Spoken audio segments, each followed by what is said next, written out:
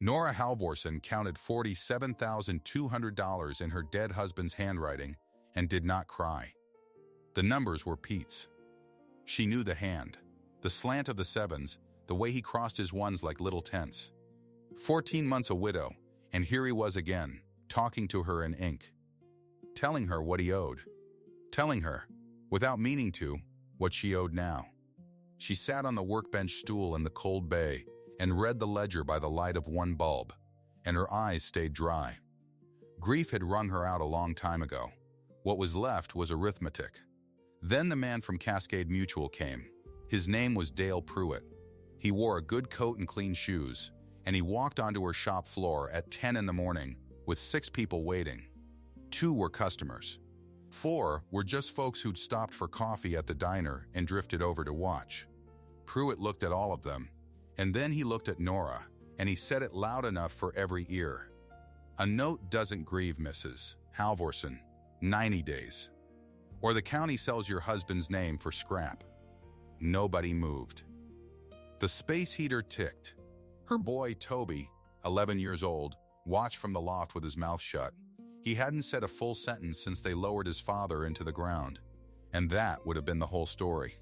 A widow, a debt, a man in a good coat. The county sells the name for scrap, and that's that. Except a stranger stepped out of the cold at the bay door. Field jacket, worn at the cuffs. A duffel over one shoulder. He looked at the room like a man who'd walked into a lot of rooms and learned to read them fast. He looked at Pruitt. He looked at Nora. Then, he looked up at the crooked sign over the door, the hand-lettered one, and something moved in his face like he already knew it. He set the duffel down. And he said the thing that changed everything. "I'll take the late shift and no pay, just a cot in the back." That was all. Before anyone could ask who he was, or where he came from, or why a man with a mechanic's hands would work for nothing in a dying garage in Harlow, Montana, his hands, you should know, were a mechanic's hands. Cut knuckles. Grease worn into the line so deep no soap would lift it. Hands that had taken 1,000 things apart and put most of them back together better. If you believe love is built with 2 pairs of hands, this story is for you. I'm the voice you'll hear the whole way through, so before we go on, subscribe and tell me in the comments the town you're watching from tonight. I want to see how far this story travels. Now, let me take you back to the first frost and the sign, and the boy who wouldn't speak. Let me tell it right. Harlow sits in a fold of the Montana high country where the wind comes down off the peaks in October and doesn't leave till May. It's the kind of town where everyone knows the shape of everyone else's trouble. One main street, a diner, a feed store, a bank, a church with a bell that still rings on time, and at the far end, where the road bends toward Route 2, a garage with 2 bays and a gravel lot. The sign over it was hand-lettered, Halvorsen's in tall white letters gone gray with weather, and under that, smaller, a little crooked, 2 words. A&D Son. Pete painted the A&D Son the week Toby was born. Climbed a ladder in the dark after the hospital sent them home and painted it by flashlight because he couldn't wait till morning. It came out crooked. He never fixed it. Said a straight sign was a sign nobody loved. Said his was loved. Pete Halvorsen died on a Tuesday in February. A rollover on Route 2. Black ice on the long grade past the reservoir. He was coming home from a tow call he hadn't needed to take. He took it because a family was stranded and the night was cold. And that was the whole of Pete, right there, in why he died. He left 3 things behind. He left love, the real kind. The kind that fills a house so full you don't notice it's the walls holding you up until it's gone. He left a son who stopped talking. And he left debt. Nora didn't know how much at first. That was the cruel part. She spent the first months just keeping the doors open, doing the work, turning the sign to open each dawn, because turning it seemed like the one thing she could still do for him. She drove the tow truck herself. A woman, 39, in Pete's old coveralls with the sleeves rolled 3 times. Backing a wrecker down an embankment at 2 in the morning to winch some kid's Buick out of a ditch. She learned to do the things Pete did. She had to. There was no one else. The night she couldn't bill, she worked anyway. A man would come in with a knock in his engine and $40 in his pocket, and Nora would fix the knock and take the 40 and eat the rest. Because he was a neighbor. Because Pete would have.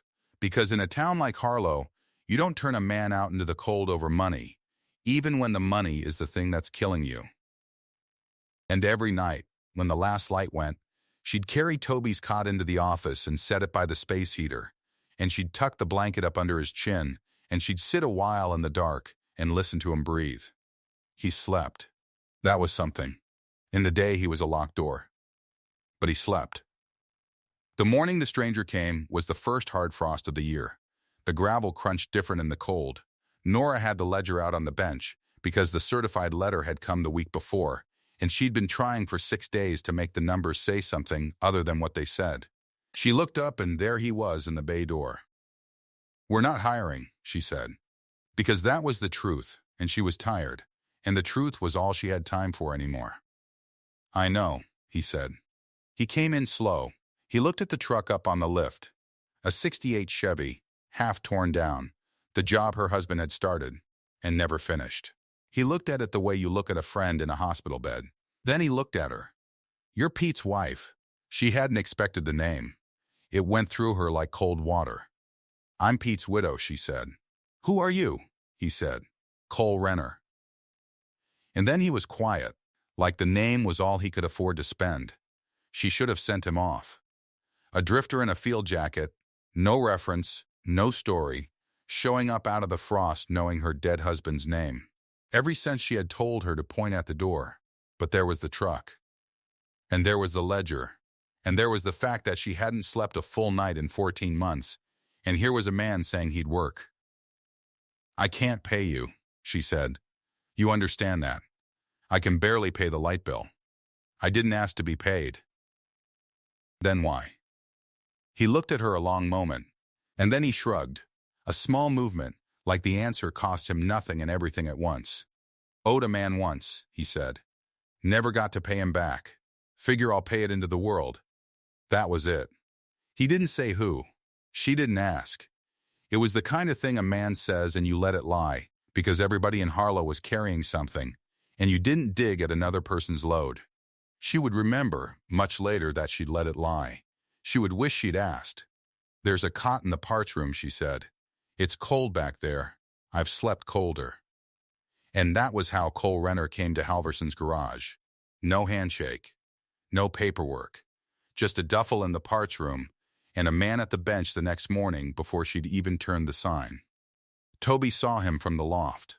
The boy had a spot up there, a nest of old shop rags, and a milk crate, where he'd sit and watch, and say nothing. He watched Cole the way a dog watches a stranger near the porch, not scared. Ready. Cole didn't push at it. Didn't try the false friendly voice grown men use on quiet children. He just worked, and he let the boy watch. And now and then, he'd set a wrench down where the boy could see how it was done and not have to be told. The first morning, Cole made coffee. Nora came in stiff from the cold, and there was a cup at her elbow on the bench. She looked at it.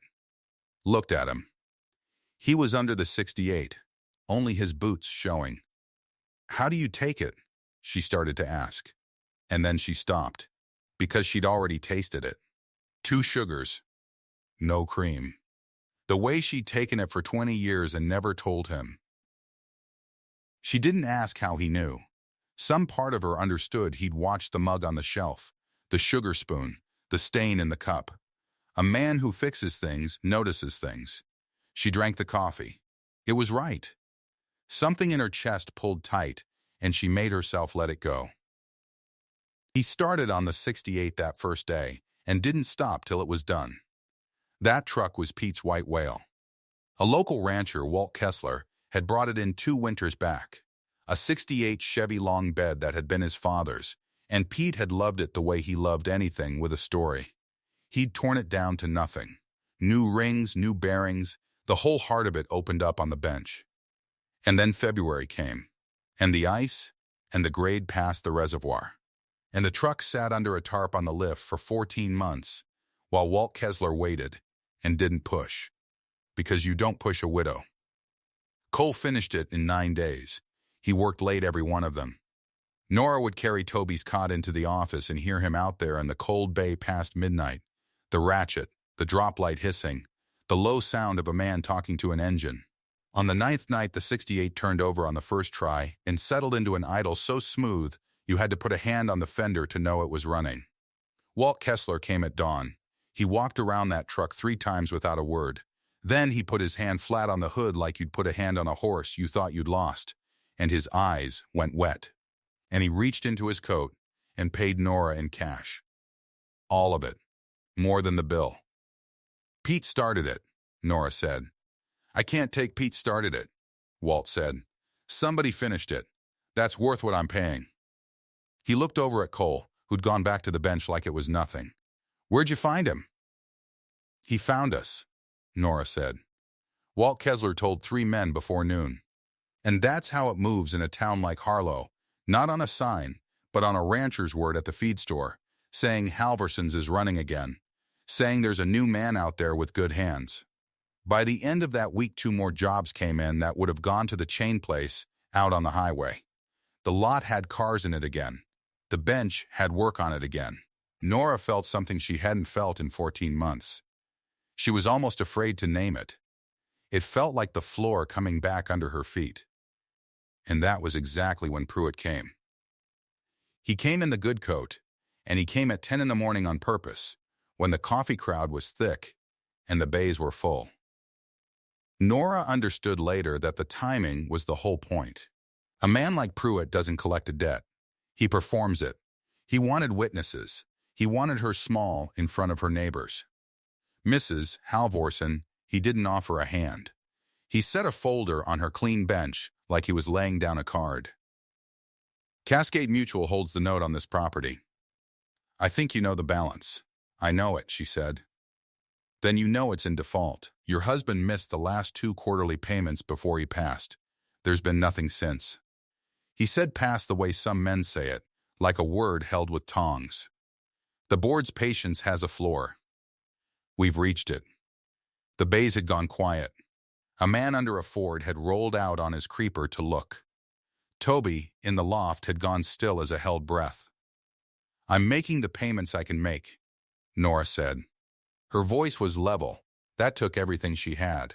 The shop's turning again. Give me a season and I'll a season. Pruitt almost smiled.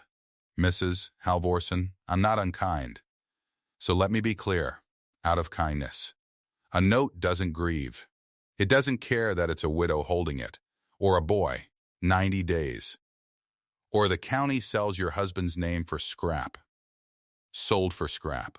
The words landed in that cold bay and stuck to the walls. Every person there heard them. The man on the creeper, the 2 at the coffee pot, the boy in the loft. And Cole, who had stopped working and stood very still by the 68, a rag in his hand, watching the man in the good coat with a flat, quiet attention that Pruitt didn't notice and should have.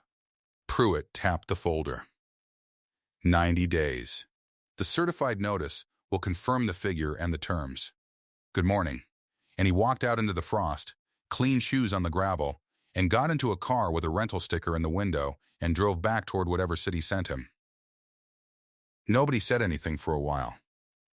Then the man on the creeper rolled back under his Ford, because what else do you do? And the coffee crowd found reasons to leave. And Nora stood at her bench with a folder she hadn't opened, and a face she'd kept still through the whole thing, and only her hands gave her away, flat on the bench, pressing down like she could hold the building up through her palms. The certified notice came 3 days later. It was the most honest cruelty she'd ever held. A single page, $47,200 due in 90 days, or Cascade Mutual would move to foreclose on the shop and the corner lot both. 90 days from the date of the notice. She counted forward on the calendar Pete had hung by the office door, the one from the parts supplier, with a covered bridge on it.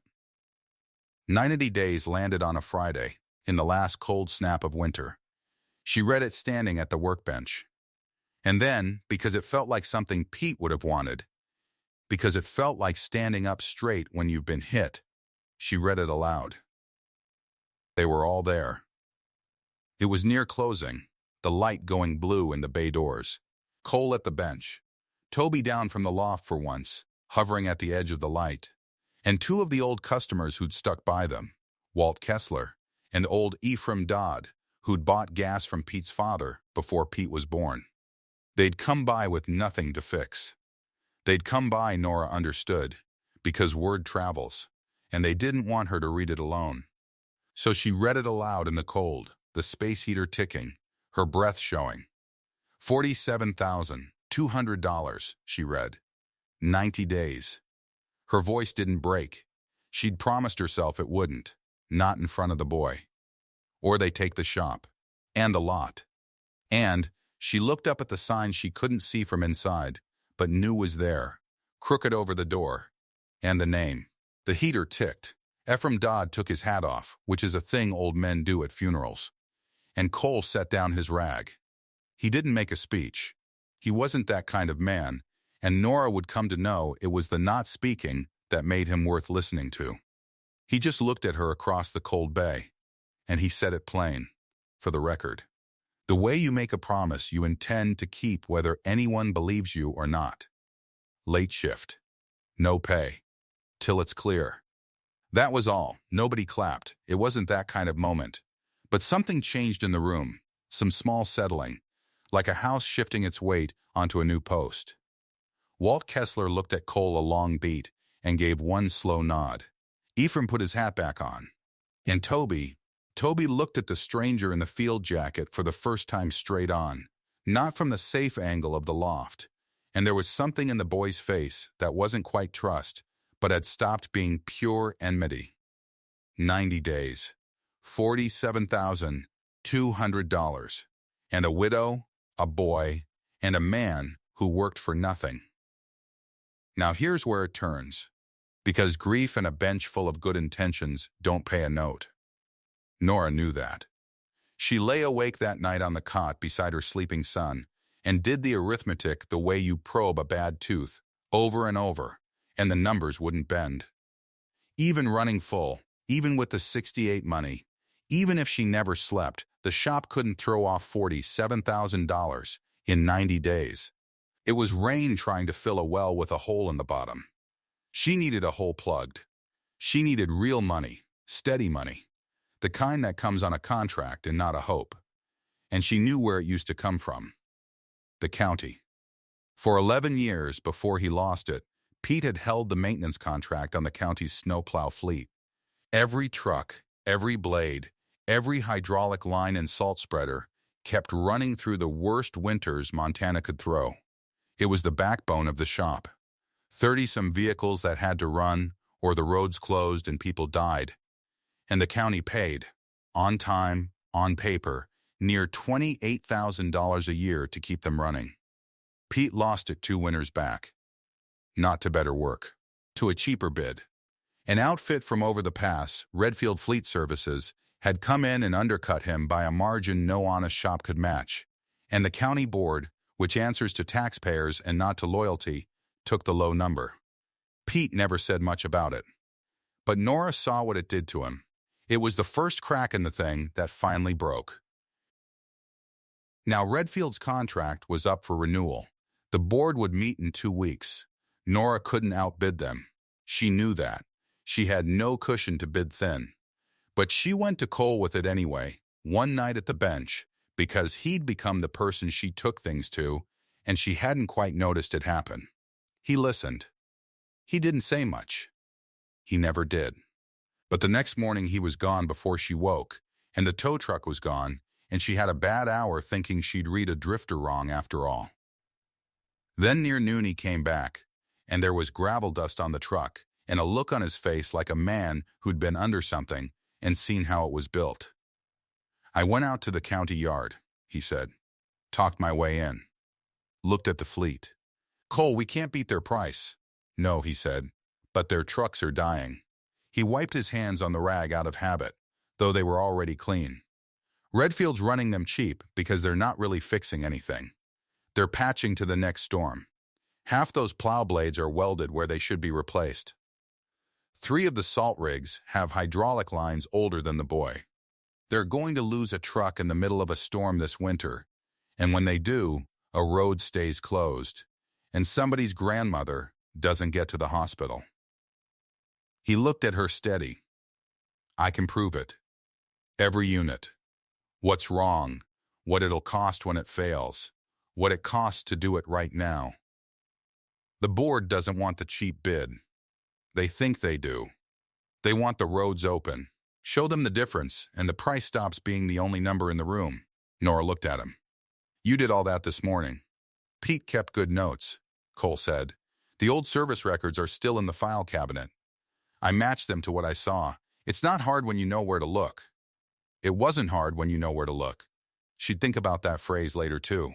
They built the case together over the next 2 weeks. Cole crawled the memory of that fleet from Pete's old records, unit by unit, and Nora put it into words the board would hear. And the night before the meeting, they sat at the bench with a folder as thick as Pruitt's and a good deal more honest. The board met on a Tuesday in the county building. Nora wore the one good jacket she owned.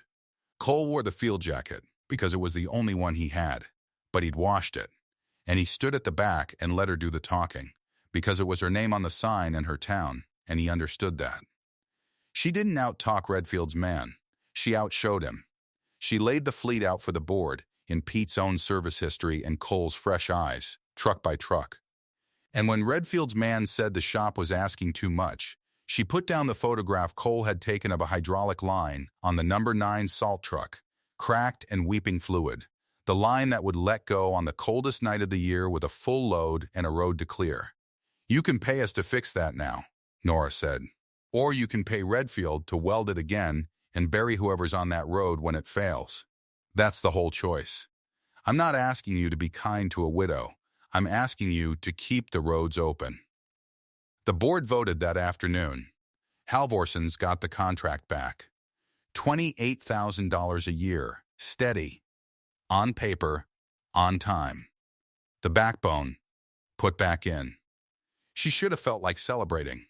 Instead, she sat in the truck in the county lot afterward and shook, just for a minute, the way you shake after the danger passes and not during. Cole sat beside her and didn't say anything. He didn't reach over. He just waited, quiet, till she was done, and then he started the truck and drove them home. That was another thing about him. He knew the difference between comfort and crowding, and he never once got it wrong. $28,000 a year wasn't $47,000 in 90 days. She knew it. But it changed the shape of the thing. It made the shop a going concern again, a business a bank might look at twice, a bet a person might make. It bought the one thing she'd had none of. It bought a little hope. And hope, in a small town, does not go unnoticed. Brent Marsh came on a Thursday. You should know Brent. Every town has one. He wasn't a bad man. That was the trouble with him. He owned the hardware store and 2 rental houses and a piece of the car wash out on the highway. And he'd done well, and he'd stayed decent doing it, which is rarer than it sounds. He'd known Pete. He'd been at the funeral. He'd sent a ham and a card, and he'd meant them both. He came in his good boots, not to show off, just because they were his boots, and he stood in the bay with his hat in his hands and looked genuinely sorry to be there. Nora, he said, I heard about the county contract. That's good. That's real good. He turned the hat. I also heard about Cascade.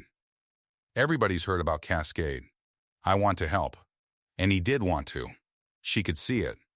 That was the thing that made it hard. That corner lot of yours is worth something. More than the note even, in the right hands. I've been wanting to put a second wash in on this end of town for 2 years. Good visibility, good drainage, right off Route 2. He said it gently, but he said it. I'll give you $61,000 for the whole corner. Shop, lot, all of it. That clears Cascade with room left over. You walk away clean. No note, no 90 days, no Pruitt. You take Toby somewhere warm and you don't spend another winter under a space heater doing a dead man's toe calls at 2 in the morning. His voice went soft. Let me take the weight off you, Nora. Nobody would think less of you. Pete wouldn't. And here is the thing you have to understand about that offer. It was a good offer. It was more than the note. It was a way out that hurt no one, and paid every debt, and let her sleep. A weaker story would make Brent a villain, and he wasn't one. He was the easy answer. He was the door standing open with warm light behind it. And any sane person, any tired widow with a silent boy and a killing note would have walked through it and been right too. Nora almost did. She didn't say no that day. That's the honest part. She told Brent she'd think on it, and she meant it, and she lay awake that night doing new arithmetic, not the shop's numbers now, but her own. 61,000. Toby somewhere warm. No more Pruitt. She could see it. God help her, part of her wanted it. But she looked over in the dark at the sign she couldn't see and knew was there. Anne's son. Crooked, love painted by flashlight, the week her boy was born. And she couldn't quite say yes. That was the week the second thing happened. The small thing. The thing that mattered more than the county contract, though nobody clocked it at the time. Toby fell asleep in the office chair. It was late. The boy had taken to staying up, drifting near the bay long after he should have been down, watching Cole work with that unblinking loft cat attention. This night he'd fallen asleep sitting up in Pete's old office chair, chin on his chest, one sneaker off. Nora was on the phone in the back with the part supplier, arguing over a shipment. Cole came in from the bay. He saw the boy asleep, and he did the thing that a lesser man wouldn't have thought to do, and a pushy man would have done wrong. He took off his own field jacket, the one he'd washed for the county board, the only warm thing he owned, and he laid it over the sleeping boy, soft, tucking it at the shoulder, the way you'd cover something that mattered. Then he stepped back to leave the child his sleep. Toby half woke. Just for a second. His eyes came open and found the man standing over him in the dim office, and there was that instant, that knife edge, where the boy could have flinched, could have thrown the jacket off, could have run, guarding the shop and his father's chair from any man who dared stand in it. He didn't pull away. He looked at Cole. Cole looked at him. Neither said a word. And then the boy's eyes fell shut again, and he burrowed down under the field jacket that smelled of a stranger's work and a stranger's cold, and he slept. Nora saw it from the hallway, the phone forgotten in her hand. She saw her son not pull away, and something turned over in her chest that she was not ready for and could not name and push down hard, because a widow with a note due can't afford to want things. She stood in the dark hallway and watched a stranger cover her boy, and she thought, with a small cold prick of something that wasn't quite fear, how did he know where the spare bay key was? Because he had, that afternoon. He'd needed to get into the second bay while she was on a tow call, and when she got back it was open and locked again behind him, and she'd asked how. And he'd said, easy, the key was on the ledge over the door. The key was on the ledge over the door. That was true. But nobody knew that. Pete kept it there and told no one, not the customers, not even the boy. It had been Pete's little secret, the ledge over the door, and Nora had only found it herself going through his things after the funeral. How did a drifter in a field jacket know where Pete Halvorsen kept his spare bay key? She didn't ask him. She should have. She was learning, too late, that the questions she didn't ask were piling up in a corner, and one day the pile would come down. But that was later. First there was Brent's offer, sitting on the bench like a live thing, waiting for her answer. He came back for it the following week.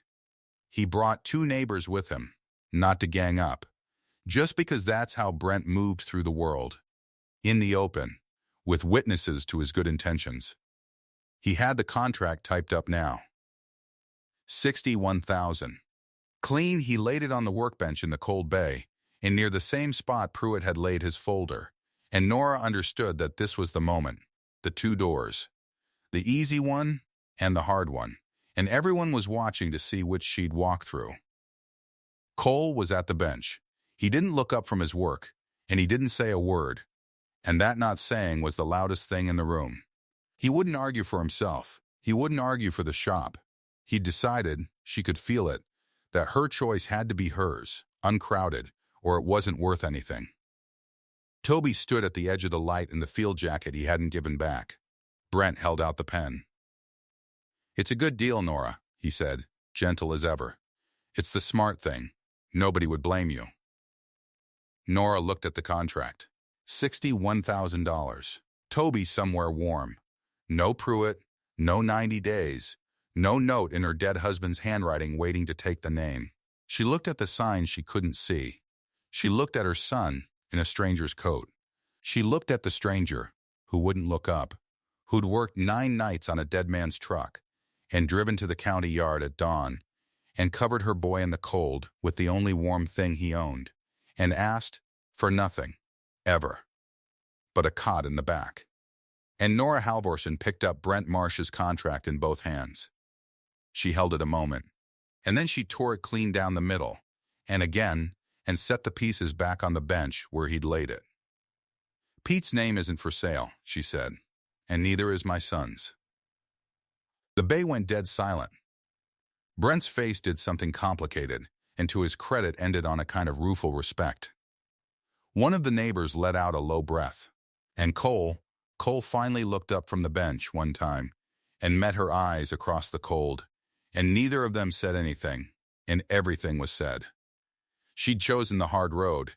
She'd chosen the note and the 90 days and the fight, and without letting herself put a word to it, standing there with the torn pieces of the easy way at her feet. She'd chosen the man rebuilding the thing she wouldn't sell.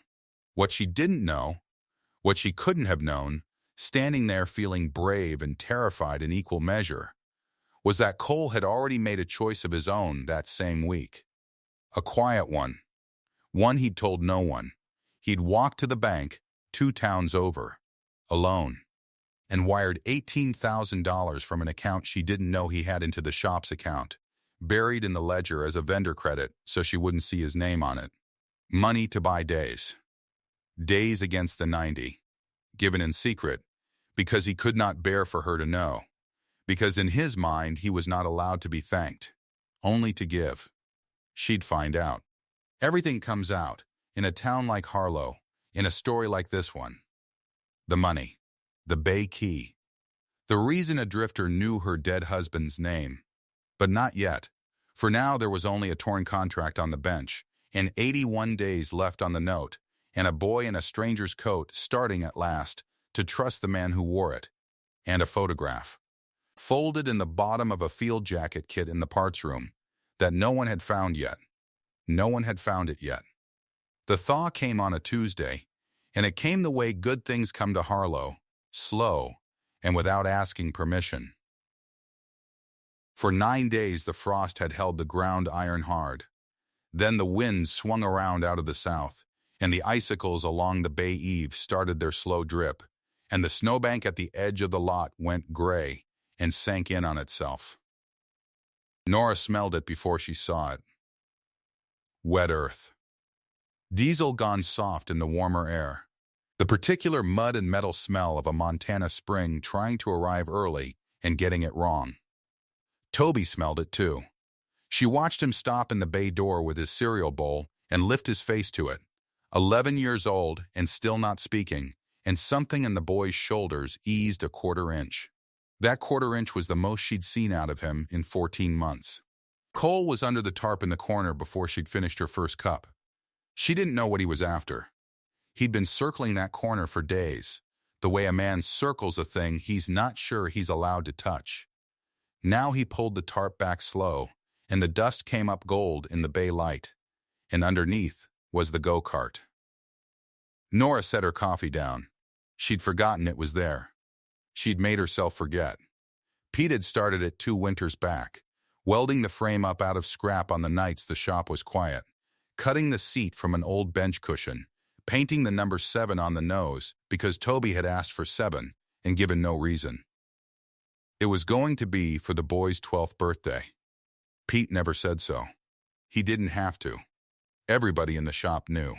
Then February came, and Route 2, and the ice, and the birthday was still 8 months out, and the father was gone. The cart had sat under that tarp ever since. Half a thing. A frame with no motor bolted in, wires hanging loose, the number 7 bright and waiting on the nose. "Leave it," she said, sharper than she meant. Cole looked up. He didn't argue. He never argued. He just held her eyes a second, and then he looked past her to the bay door, and Nora turned. Toby was standing there with his cereal bowl gone forgotten in both hands, and he was looking at the go-kart like a boy looks at a photograph of somebody dead. Nobody moved.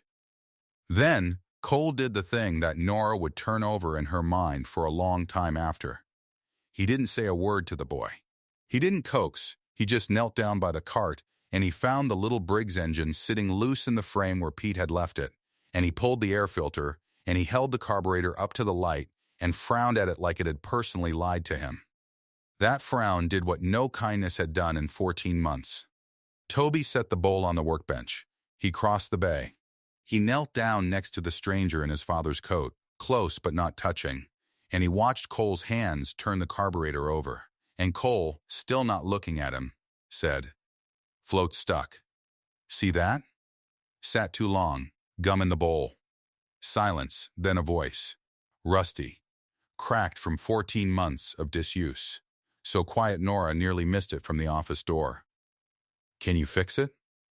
That was all. 3 words. But they were the first 3 words her son had strung together since the day they put his father in the ground. And Nora Halvorsen put her hand flat over her mouth and stood very still in the doorway so neither of them would see her come apart. Cole didn't make it a moment. That was the mercy of him.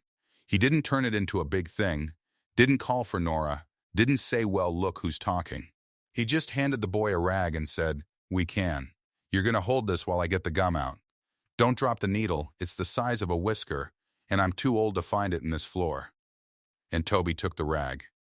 Nora went back into the office and sat down at Pete's desk and cried in the good way, the way she hadn't let herself in over a year. With her fist against her mouth and the space heater ticking, and her boy's voice, coming small and steady through the wall, asking what a jet was, asking why it mattered, asking. That night she left a plate on the workbench. She didn't announce it. She made supper for 3, the way she always made it for 3, out of habit and grief. And this time she didn't scrape the 3rd portion into the trash. She covered it and set it on the clean end of the bench, near where Cole kept his tools, and she went to bed without a word about it. In the morning the plate was washed and dry and set back exactly where the clean dishes went. Neither of them ever spoke of it, but she made 3 plates the next night, and the night after, and the washing up came back done every morning. And somewhere in there the 3rd plate stopped being grief and started being something she didn't have a name for and wasn't ready to look at straight. The cart came together over 2 weeks. Cole and the boy at it every evening after the paying work was done. Toby's voice getting stronger, day by day, till it was just a boy's voice again, chattering, asking, arguing about paint. Cole teaching him the difference between a thing that was fixed and a thing that was only quiet. Nora finding reasons to be in the bay while they worked, wiping down tools that were already clean. And the boy talked about Pete. That was the thing that undid her most, not the carburetor talk. The other. Toby saying, without warning, one evening, "My dad cut this seat from the bench in the loft. He burned his hand on the welder doing the frame and he cussed, and Mom made him put $1 in the jar." And Cole saying, "Sounds like a good welder and a bad speller of cuss words." And the boy laughing.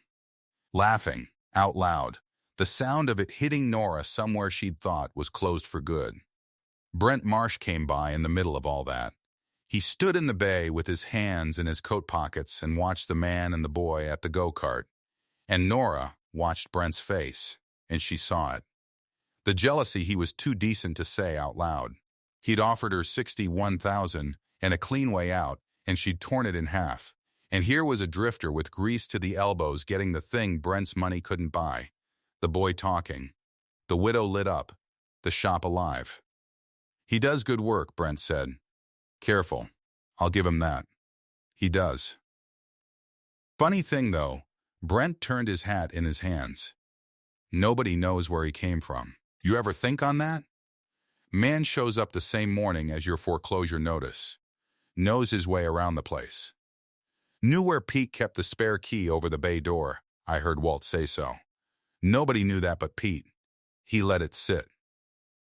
I'm not saying anything, Nora. I'm just saying a careful woman would ask. She didn't answer him. But the question went in like a splinter, and it worked its way deeper all that week, because Brent wasn't wrong. Cole knew things a stranger had no business knowing. He knew Pete's name. He knew the key. He'd come the very morning the roof fell in, and he'd never once said why. She almost asked him. She stood in the parts room door twice with the question in her mouth. She never got to ask it. Toby found the answer first. It was a Saturday, and the boy was hunting a cotter pin for the cart steering, and he knew Cole kept a coffee can of odd hardware in the bottom of his kit, so he went into the parts room, and he pulled the field jacket kit out from under the cot, and he dug down through it, past the coffee can, past a spare shirt, down to the bottom. And his hand came up with a photograph, folded in quarters, soft at the creases from being folded, and unfolded 100 times. Toby opened it in the gray light of the parts room, and he went still, and then he carried it out into the bay, holding it flat on both palms like something that might break. "Mom." Nora looked up from the invoice she was writing. "Mom, why is Dad in Cole's picture?" The bay went cold in a way that had nothing to do with weather. She crossed to the boy, and she took the photograph, and she looked at it, and the floor tipped under her. It was a truck stop somewhere flat and sun-bleached. No mountains. Could have been Kansas. Could have been anywhere 2 roads crossed. 2 men squinting into the sun with their arms over each other's shoulders. One of them was Pete. Younger, thinner, more hair. But Pete, her Pete, that crooked grin she'd married. And the other man was Cole. Younger, too. Gaunt in a way the years had filled out some. But Cole, unmistakable, wearing a field jacket that Nora had seen laid over her sleeping son in the office chair not 2 weeks past. She turned. Cole was standing by the lift, with a wrench gone still in his hand. "Explain this," she said, and her voice did not sound like her own. For a long moment, she thought he wouldn't, that he'd close up the way he closed up over everything, and pack the jacket, and be gone. But the boy was standing there. The boy had asked. And whatever else Cole Renner was, he wasn't going to lie to the boy. So he set the wrench down, and he told it. 11 years ago I got out of the Army, he said. Wheeled vehicle mechanic. 2 tours. I came home and home wasn't there anymore. Wife gone, no work, nothing lined up. I got in a truck I still owed money on, and I drove till the money ran out, and it ran out at a truck stop off the interstate. I'd been sleeping in that truck 4 days. Hadn't eaten in 2. I wasn't. He stopped. Started again, and his voice was level and terrible. I wasn't planning on driving any further. You understand me? I'd about decided I was done driving anywhere. Nora's hand found the workbench, and a man came out of the diner, Cole said. Big fella, grease on his hands, Montana plates on a long bed. Sat down across from me uninvited and bought me a plate of eggs I hadn't asked for. Didn't preach at me. Didn't ask what was wrong. Just talked to me like I was a person. Then he found out I turned wrenches, and he had a load of his own trouble with that truck's transmission, and he hired me on the spot for a week. Paid me a full week's wage for 2 days' work. And when I was leaving, he pressed the rest of the cash into my hand, and I tried to give it back, and he wouldn't take it. Cole looked at the boy when he said the next part. I asked him how I was ever supposed to pay him back. And your dad said, you don't pay me back. You pay it forward. Someday you find somebody sleeping in a truck, and you buy him the eggs. Then he wrote his name on a napkin, so I'd remember there was one good man in the world, and he drove off, and I never saw him again. The parts room, the cot, the no pay. 11 years of it, and it landed on Nora all at once. I got myself right after that, Cole said quietly. Took me years. But I never forgot the name on that napkin. Pete Halvorsen. Harlow, Montana. He spelled the town wrong, or I read it wrong. Took me a while to find it. I finally got square with the world, got a little money put by. And I came here to find the man and shake his hand and buy him the eggs back. His voice didn't break. That was the worst of it. It just went very flat and very quiet. I got here 14 months too late. Nobody said anything. The heater ticked. The morning I walked up, Cole said, there was a car from the finance company in the lot, and a man in a suit walking out your door, and I heard enough on my way in to know the shape of it. And I thought, all right. He's gone, but the debt's not gone. I owe this man my life, plain and literal, and he's got a widow and a boy and a note that's going to take the roof off them. So I'll pay it here. I'll pay it into his family. That's as close to paying him as I'm ever going to get. He finally looked at Nora full on. That's all it was, at the start. I want you to know that. I came to settle a debt with a dead man. The cot and the no pay, that was the debt. That's the whole ugly truth of it. And Nora, grieving, proud, splinter-sore Nora, who read every kindness as pity and every gift as a loan she couldn't repay, heard exactly the wrong thing. She heard debt. So that's what we are, she said, and her voice shook. A ledger. Me and my boy. A balance you came to clear on a dead man's account. Nora, don't. She was crying now and hating that she was. 14 months I've had people look at me with that face. The poor Halvorsen widow. Let's do something for her. And I took the casseroles and the pity because I had a boy to feed. But not from you. Not the cot, not the coffee, not the... Her voice cracked clean through. Was the plate a debt too? Was my son talking again a line in your book? You've been paying off a ghost, Cole Renner, and I will not be a debt you get to clear and feel clean about. Every word wrong. Every word a knife she was throwing at herself and landing in him. And Cole Renner, the man who could argue a finance company into the ground on paper, who could win back a county contract and revive a dead engine and coax a silent boy into speech. That man could not, would not, say the one thing that would have saved it. That it had stopped being a debt weeks ago. That he covered the boy in the chair because he loved the boy. That he memorized her coffee because he loved her. He couldn't say it. He believed, down in the broken place Pete's eggs had never quite fixed, that he was only ever allowed to give, and never, not once, allowed to be loved back. So he didn't argue. He looked at her a long time. He looked at the boy, who had gone dead silent again, the photograph fallen to the floor between them. And he went into the parts room, and he rolled the field jacket into his duffel, and he walked out through the bay and out the door into the mud and the thaw. The screen door banged once behind him. The 90th day was that Friday. She was alone with the note again. The next days were the worst days. Worse than the notice. Worse, almost, than Route 2. Because this time, she'd done it herself, with her own 2 hands and her own hard mouth. Toby stopped talking. It happened the same afternoon, and it broke her heart a second time. The boy pushed the go-kart out to the middle of the bay floor, right in the walkway. The finished cart with the number 7 bright on the nose, and he left it there, and he climbed up into the loft, and he wouldn't come down, and he wouldn't say why. But she knew why. He'd found his voice for one man, and she'd sent that man out the door. Pruitt came Wednesday. He'd heard, the way men like Pruitt always hear. He came into the bay with his folder and his good shoes, and he stepped around the abandoned go-kart with a little distaste. And he said the sale was set. Courthouse steps, Friday, 9 a.m. The county would auction the shop and the lot to satisfy the note. He was almost gentle about it, which was the cruelest way he could have done it. "You've had 90 days, Mrs. Halvorsen," he said. "A note doesn't grieve. I did try to tell you." Brent came Thursday, hat in hand, and Nora could see it cost him to do it. 52 now, he said. "That's what I can do, with the sale hanging over it. It's less than before, and I hate that, but it's real money in your hand instead of watching the county take it for the debt and leave you nothing. Let me take the weight off you, Nora, before you lose it for nothing at all. $52,000. A clean exit.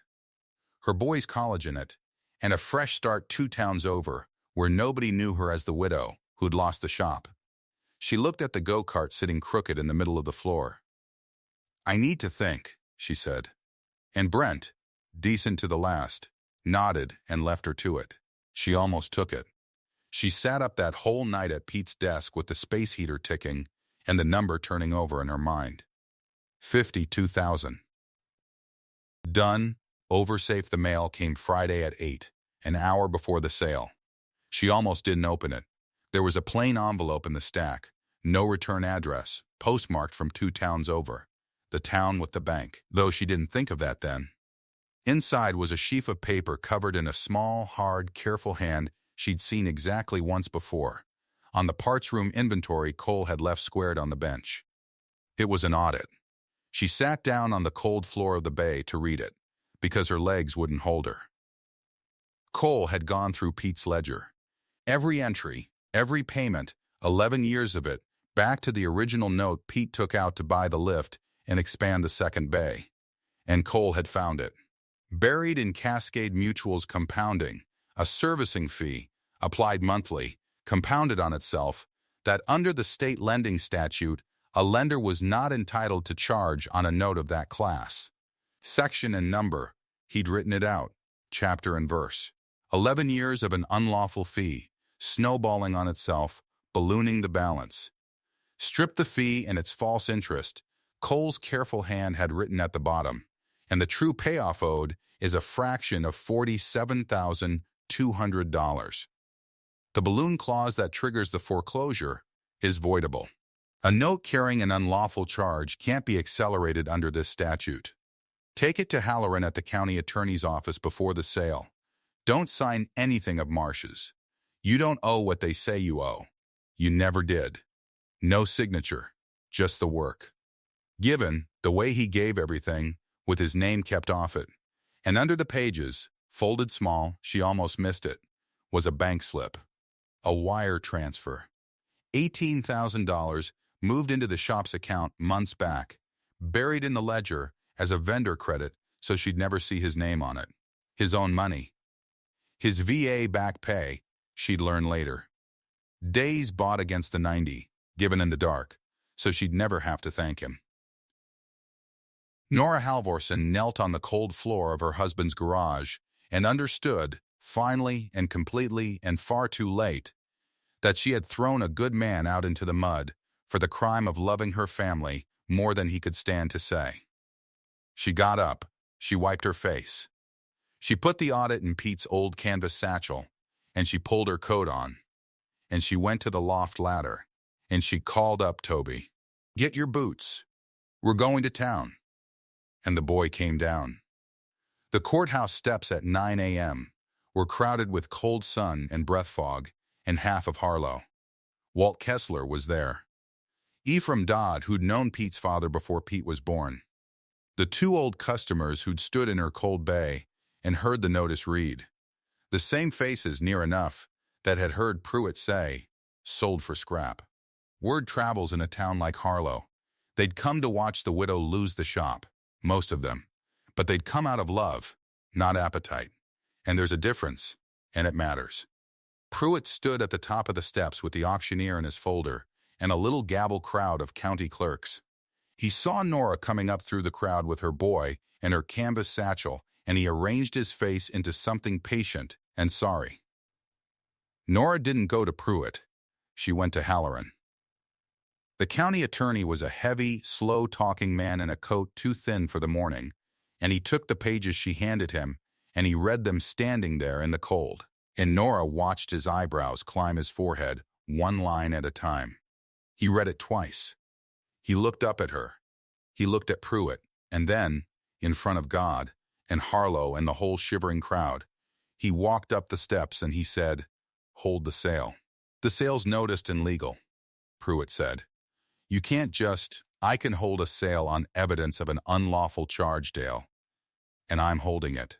Halloran raised the pages so the crowd could see them. "This note carries a servicing fee Cascade Mutual has been compounding for 11 years. Under state statute, section and number right here, a fee like this one on a note of this class is not chargeable, and a note carrying it can't be accelerated. Strip it out, and the true balance owed is a small fraction of what this sale is meant to collect." He turned to the crowd, and his slow voice carried clear in the cold. "There's no $47,200 owed on this property. There never was. This sale is quashed." The crowd made a sound, low and rising. Walt Kessler said something that wasn't fit for a courthouse, and nobody shushed him. Nora looked at Dale Pruitt, and she watched. With a satisfaction she would ask forgiveness for later, and not mean it, procedure meet arithmetic, it had always assumed grief couldn't do. Pruitt's mouth opened. It closed. He looked at the pages in Halloran's fist, and whatever he saw in them. He was enough of a numbers man to know he'd lost. He didn't bluster. That wasn't his way. He just went a shade grayer, and he closed his folder, and he said, "Dry as a dropped bolt. Cascade will review its position." And that was all the defeat Dale Pruitt had in him. He came to Harlow to sell a dead man's name for scrap, and he left it with a folder full of nothing. And he was gone from that town by the next week, and good riddance went with him. But that wasn't the end of it, because a voice came from the back of the crowd. She didn't find that fee. Everybody turned. Cole Renner came up through the parting crowd in his field jacket, unshaven, hollow-eyed, like a man who'd been sleeping rough. Because he had been. He hadn't left Harlow. He'd been sleeping in the county tow truck at the yard the whole while. And every night that week, she'd find this out too, he'd been out in the dark, keeping the 11 snowplows serviced and the routes covered, driving the contract in her name, making sure the county work got done so the payments held, while she thought he was 2,000 miles gone. "I found it," Cole said. He stopped at the foot of the steps. He wasn't talking to the crowd. He was talking to her. But she's the one who walked it up here. She's the one who fought. I just did the arithmetic. She did the standing up. "Renner," Halloran started. "I need a minute," Cole said. "I've never had one, and I need it now." And something in his voice made the county attorney step back. Cole climbed 2 steps. He looked up at Nora, and for the first time since the day he'd walked out of the diner 11 years ago, for the first time in his life maybe, Cole Renner argued for himself. "You said I came here to pay off a ghost. You were right. That's exactly why I came." His voice was rough, and it didn't waver. "I came to Harlow to settle a debt with your husband, and I want to say his name out loud on these steps so everybody hears it. Pete Halvorsen pulled me off the bottom of the world for the price of a plate of eggs, and I came 2,000 miles to pay him back, and I got here too late." He took a breath. "But I want you to hear the rest of it, because I never said it and it cost me everything. Somewhere in there it stopped. The debt stopped. I don't cover that boy when he falls asleep because Pete's owed it. I do it because he's Toby, and I can't help it. I don't know how you take your coffee because I'm keeping a ledger. I know it because it's you." His jaw worked. "I told myself all I was allowed to do was give, that a man like me doesn't get the other half, that I could pour everything I had into this family and slip out the back before anybody had to love me for it. That was a coward's plan, and your husband didn't pull me out of that truck stop to be a coward the rest of my life." The crowd had gone dead quiet. Cold sun. Breath fog. A whole town holding still. "The shop's safe now," Cole said. The boy's talking. "I did the thing I came to do, and then some. There's nothing left I owe. So I'm not asking you for anything I've earned. I'm asking you for something I haven't." And the word he'd held back the whole long winter, the one word, came out of him quiet and plain and cracked right down the middle. "Stay." It hung there in the cold. And Nora Halvorsen, who read every gift as a debt, who'd thrown this man into the mud rather than let herself be loved, looked down at him from the courthouse steps with her boy's hand in hers, and she did the bravest arithmetic of her life. "No," she said. Cole's face started to close. "You've got it backwards," she said. And she came down the steps to him, and she was crying and smiling both, which she'd never managed at the same time in her life. "You don't get to give me one more thing and walk off feeling square. That's done. You hear me? That's over." She put her hand flat on his chest, over the field jacket in front of the whole town. "You stay. This is your town now. You stay." Walt Kessler started clapping, and then the whole cold crowd was at it. And Ephraim Dodd was wiping his eyes and pretending it was the wind. But it wasn't the crowd that finished it. It was the boy. Toby had been quiet through all of it, holding his mother's hand. Now he let go, and he crossed the last of the steps, and he stood in front of Cole, and he reached into his coat. He'd carried it all the way to town. The go-kart steering wheel, he'd pulled it off the cart before they left. Nora hadn't even seen him do it. He held it up to Cole in both hands. "You didn't finish it," Toby said. His voice was clear and strong now, a boy's voice all the way back. "The cart. We didn't put the wheel on. You have to come back and help me put the wheel on." Cole took the wheel from him. He had to try twice before he could speak. "Okay," he said. "Yeah, we'll put the wheel on." And the boy said his name. Not Dad. He didn't say Dad. And the not saying was its own kind of grace. A door left open for a father who'd earned his place in the ground and would keep it. He said, "Okay, Cole." Just that. And it landed harder than any other word could have. Brent Marsh was at the edge of the crowd. Nora found his face. He gave her a nod, plain and steady, and a little sad, the nod of a decent man watching the easy answer walk away from a woman who'd never really been his to answer. He put his hat back on. He'd wanted the corner lot for a car wash, and he'd wanted, a little, the woman who came with it, and he was too good a man to begrudge her either. He left clean. The choice she'd made cost more because of how decent the man was she'd turned down, and she'd remember that about Brent Marsh and buy her hardware from him the rest of her life, and they'd never once speak of it.